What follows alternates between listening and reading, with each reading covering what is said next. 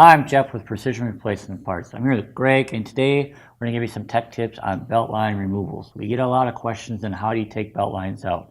So we pulled a couple examples out here. Greg, what's one example we have? One of the applications would be a spring type of clip. This is the locking mechanism on there. So if this is in the door, you'd want to tilt it away from the door shell using the weather strip installation tool, pry that up, and then pull the belt line out of the door shell.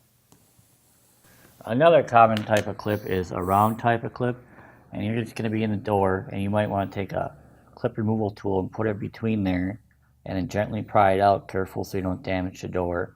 With these two types, you can start bending the body shell, so be aware of that. You may have to bend it back to make it vertical. Another application would be a simple press on, where this would just go right onto the door shell. We do have some specific videos on certain applications on our YouTube channel, so check that out. You could always call us with any further questions.